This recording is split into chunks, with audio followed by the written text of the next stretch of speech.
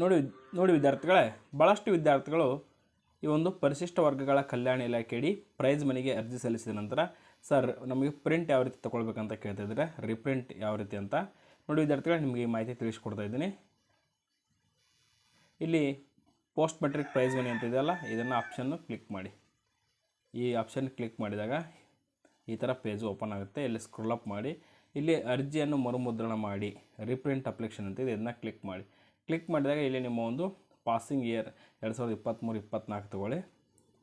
ಇಲ್ಲಿ ಒಂದು registration number ಅಂದರೆ ನಿಮ್ಮ ಒಂದು ಪ್ರೈಸ್ ಮನಿಗೆ ಅರ್ಜಿ ಹಾಕಿದಂಥ ಅರ್ಜಿ ಸಂಖ್ಯೆ ಮತ್ತು date of birth hockey download ಅಂತ ಕೊಟ್ಟರೆ ಸಾಕು, ನಿಮ್ಮ ಅರ್ಜಿ ಡೌನ್ಲೋಡ್ ಮಾಡ್ಕೊಳ್ಬೋದು. ನೋಡಿ ವಿದ್ಯಾರ್ಥಿಗಳು, ನಿಮಗೆ ಅರ್ಜಿ ಸಂಖ್ಯೆ ಗೊತ್ತಿಲ್ಲ ಅಂದರೆ ಯಾವ ರೀತಿ ಕಂಡುಹಿಡ್ಕೊಳ್ಬೇಕಪ್ಪ ಅನ್ನೋದನ್ನು ಕೂಡ ತಿಳಿಸ್ಕೊಡ್ತೀನಿ. ಇಲ್ಲಿ ಅಪ್ಲಿಕೇಶನ್ ಸ್ಟೇಟಸ್ ಅಂತ ಇರುತ್ತೆ, ಇಲ್ಲಿ ಬನ್ನಿ.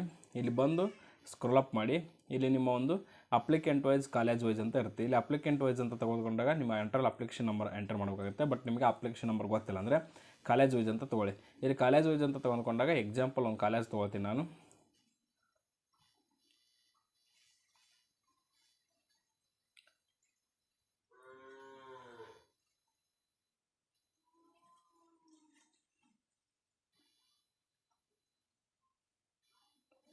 ಈ ವಿದ್ಯಾರ್ಥಿಗಳಿಗೆ ಮಾಹಿತಿ ತಿಳಿಸಲು ಮಾತ್ರ ಈ ಒಂದು ಮಾಹಿತಿಯನ್ನು ಬಳಸ್ತಕ್ಕಂಥದ್ದು.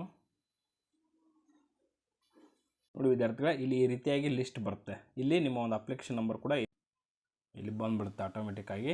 ಒಂದು ಅಪ್ಲಿಕೇಶನನ್ನು ಕಾಪಿ ಮಾಡ್ಕೊಳ್ಳಿ, ಕಾಪಿ ಮಾಡ್ಕೊಂಡು ಪೇಸ್ಟ್ ಮಾಡಿಕೊಂಡು ಡೌನ್ಲೋಡ್ ಮಾಡಿಕೊಂಡು ನಿಮ್ಮ ಒಂದು ಆಫೀಸ್ಗೆ ಸಬ್ಮಿಟ್ ಮಾಡಿ ಅಂತ ಹೇಳ್ತಾ, thank you for watching this video.